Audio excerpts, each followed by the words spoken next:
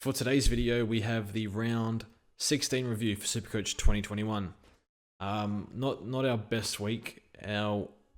We scored 2,387, which I actually think is good considering how our Friday and Saturday went. I think we were on 4 or 5 players for a total of 200 or something like that, or 250 or something. So yeah, I thought we were not going to break 2,200 at one point, but yeah, we had a good Sunday, I guess. So still well behind. Into rank 1,440. So trying not to drop out of the top thousands, and then trying to get into the top 1,000. So I'm not sure where we're going to end up, but we have a few issues, and we have the trades to do it. But we'll speak about that soon. But we're not in the prettiest spot. But yeah, we'll see how we go. So let's zoom in. So we did not trade, and we should have traded, because the plan was this was the plan. So Zach Smith and Highmore, plus we had CCJ as insurance because he was supposed to be projected to be on the most amount of money. So we needed Zach Smith 60, Highmore 60, Danger sub 140. Easy, right? Always a chance, but odds are probably in my favor. Smith out with concussion. Highmore scored 49, which is fine. CCJ, oh my goodness, he was dropping everything. You would not want to be in the change rooms with him and give him a bar of soap. So I don't think we see him for the rest of the year. I just don't see how he fits with Lynch. And then yeah, we'll just, okay, maybe Dangerfield doesn't go too well.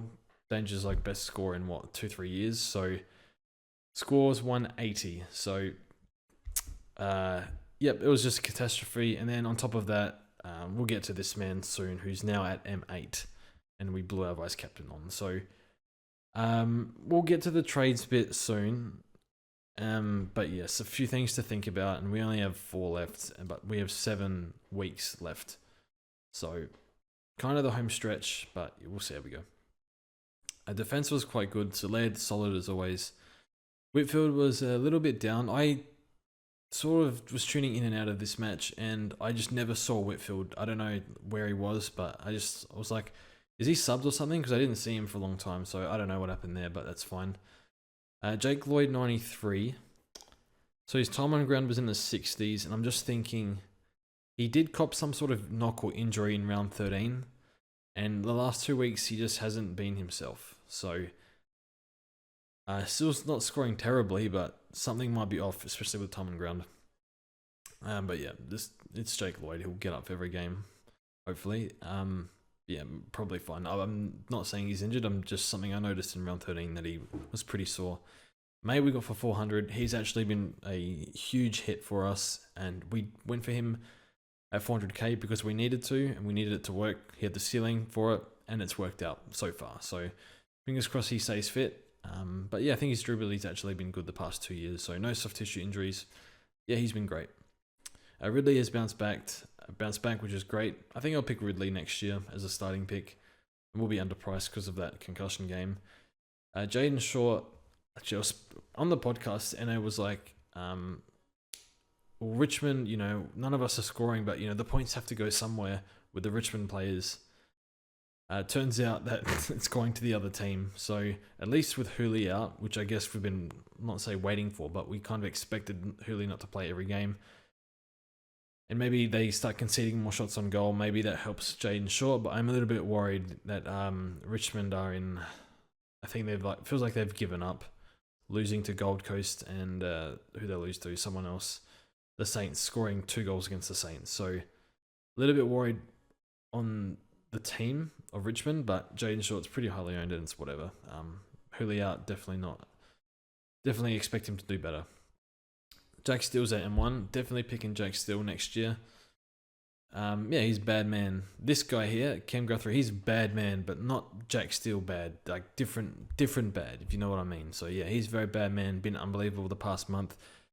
Yeah, he's just so many scoring avenues with Steele, and yeah, just tackle. I think he was on, I don't know, I felt like he was on 10 tackles like halfway through the first quarter or something. So huge performance from him. I think maybe Dunstan's helping him, because Dunstan's kind of similar to Brad Crouch, where It's kind of your inside, not great disposal, but kind of your gets in and under. So maybe that's helping still, like with blocking and stuff like that. So that's great. We captained McRae. So I think a lot of people, I think it was like 35% McRae, 40% Bont captain, something like that. And turns out, lucky break for us, finally Bont scored less than 150.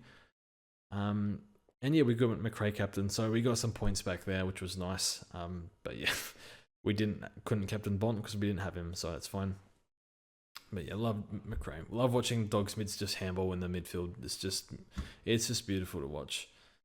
Clary, slowed down a bit. I didn't have the balls to trade him in the buy round when I kind of wanted to, because he was 700k, but it's whatever. But yeah, he slowed down a bit. I think his disposal was off. Merritt, fine. Really bad ratio. I think him and Parrish had the same dream team, but the difference in Supercoach was about 80 points. Kelly, 180. I thought that was better than a 118 game, personally. But that's fine. Sam Walsh kicked an unbelievable goal. Bracio's time on ground still pretty bad. He kicked 2 snags, but he's alright. And then we get to M8. I don't know how this has happened with Cam Guthrie. So this has pretty much kicked us out of the top, 700, 600, I think, single-handedly. So I just can't believe how this has panned out. So we brought him in on the injury game, and now, hold your premiums. He's a laid out, whatever. And now he's scored 40, but it's the time on ground, and I don't think he's taking physical contact very well. So last week I said he was improved in the second half of the game last week, because I think, though, when I was watching him, a lot of it was junk possessions, though. But it looked like he was like working really hard. I'm not sure what's happened. His time on ground was like 65 or something, so I'm a little lost on this one. And this pick has, it screwed me so badly. It's kind of ruined. Single-handed, I've made some other mistakes, but nothing as costly as this blonde Malacca. So, okay, I think we'll speak about him in a second. But is he, like, what is Cam Guthrie going to average? I'm totally lost for words here, because I don't really know what to say. Is he going to average 120? No, like he was. Is he going to average 110? Doesn't seem like it. 100? I don't even know. Could he average 70? It's possible. I know that sounds ridiculous. He had 34 touches last week, but like, what is going on with his time on ground? Is he not taking contact as much? Yeah, is it Dangerfield affecting him? Because Dangerfield was off for 10 minutes and Guthrie didn't get a touch. So, did he have gastro? I don't know, but I don't know. Anyway, the Rucks, Gorn and Grundy. So, I still think Grundy is R1, but Jackson's taking like 40% of the hit out totals every week, or 30%, something like that. So Gorn's ceiling just isn't there anymore, because he's just not getting as many ruck contests. So it's more to do with next year. Do we go Gorn? Is it like a Sean Darcy, whose durability's not the best, but it's been okay this year? Did have a hamstring scare, but it was just cramp apparently. So yeah, that's something we'll discuss next year. Zach Smith, yeah. Paying up for him just for two rounds of, what did we get? We got like a 70 and a 55 or something. And then we just lost 180 points, where we could have done that trade for Dangerfield. So that pick has turned out a failure, because we paid up for him, but yeah, and not only that, he fell on Cam Guthrie's AC joint, so I don't know. I'm about to say it's fine, but it's not fine. I put a lot of effort into this team, and it's not disaster, but yeah, I got to get over this Guthrie trade anyway. Zeeble and Hall, absolute beautiful stat padding as usual. He's good at the short kicks. Like, he's got reminds me of Stephen May. His ball drop's pretty good when I watch him. So he looks pretty safe when he kicks it. So yeah, under no pressure, his kick's actually pretty good. all fine. Dusty was like, whatever. He's Dusty. He's probably going to give us 90 something for the year. Tobias kicked 3 goals.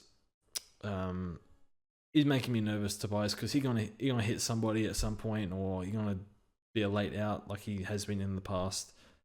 We don't have forward cover anymore, so Bailey Day was good. So I think a lot of the forwards are just like shitting the bed a little bit. So Langford's lost all his CBAs again. Shea Bolton, I don't know, is he disinterested now? Richmond just bad now? I'm not sure. Hawkins has been off lately, but as soon as Cameron went off, Hawkins went nuts. But yeah, of course, Toby Green as well, we have, didn't go too well. So it's good to have Dale scoring well. He's got the next few at Marvel, I think, so that should be good. CCJ was so bad that they made him fake a calf injury to be subbed. Hardwick would have said to him, CCJ, is your calf okay? And he would have been like, yeah, it's fine. And Hardwick would have said, well, it's not, and you're subbed. So yeah, he played horrific. I did like him as a forward. He was like really well good on the lead. Really good contested mark as well, but he's been dropping so many contested marks lately, so I thought he was our cover, and maybe I should have seen it coming with Lynch coming back. So I thought, he's played so well, maybe they can make it work. I mean, he was rucking against Christopher Burgess. No disrespect to Chris Burgess, but he's not a ruckman. Like, you're a ruckman. You should be able to beat him. Well, is he a ruckman? I don't know. I think he's probably better suited forward from what we saw, but yeah, anyway. Trades for this week. So here's the issue. So we either go a forward in 2 trades, but we can't get to Dangerfield, or we kill 2 birds with 1 stone, but we burn the trade and then put ourselves 1 injury trade for the rest of the year, which is very dangerous with 7 weeks to go. So do we piss Cam Guthrie off and grab Dangerfield, or do we grab literally any other forward? So maybe we'll go through the forwards. So let's just trade CCJ for the sake of it for now. Okay, so what forwards are there? I think it's going to be, it will be about sub 500. So we go 500. Hind is cool. He's probably the one. Hawkins, I don't really like picking 33-year-olds, but when it's this long to go, I'm not sure it matters. But then again, that same can be said for Zorko. Didn't really matter with him. Tom McDonald might be fine, but I don't really trust him. Maybe Ben Brown comes in. Bailey's 500k. What the hell? Oh my goodness. He was actually a good pick for sub 400 when he was. Walker's too injury prone. Langford's lost his CBAs. Side bottom's just, I don't know, you'd know. Tobias, we have Joe. No, there's like nothing here. Tom Atkins 120. Unreal. Astronaut got injured again. Shea, like, what is going on with him? Harry Mackay 60. That's not great. Taron Thomas. And then there's Rowan Marshall as well. So it's probably Nick Hind from this lot. Or do we do this? Cam Guthrie. So do we go Nick Hind, or do we grab Dangerfield for Guthrie? Now, I spoke to the Discord and they were like, no, George, you have to hold Guthrie. You can't go down to 1 injury trade. They don't understand what it's like to own Cam Guthrie, okay? What he has put me through over the past 5 weeks. It's been pain. And then finally you think he's coming good, drops his worst score in like 4 years on you. He scores 40. And that's the thing. Dangerfield's probably going to clear the next best forward. So if Hind is like a low 90s, mid 90s guy, Marshall is still an injury risk, I think, but he should be fine because he's had surgery to fix it. But still, he's like getting managed minutes right now. It just seems really dangerous with this sort of bench. And by the way, Combin is listed as to be back in 2 to 4 weeks. So he might be covered for like the last 3 rounds. Maybe they give him 1 or 2 VFL games or something. But then in 2 trades, we have to grab a 500k middle defender next week. And it'll depend. It could be like 520k. It just depends on what Highmore and Smith make. So I think we'll do this because I can't bear to own Cam Guthrie. For my own well-being, Like I've hoped Cam Guthrie would come good for 6 weeks now, and like why is his time on ground like 60 odd? So yeah. Anyway, that's the video. Thanks for watching. Let me know what you would do. I don't know if we'll do Q&A. Maybe I'm not sure. I think there's just not enough to talk about at this point of the year. But anyway, thanks for watching.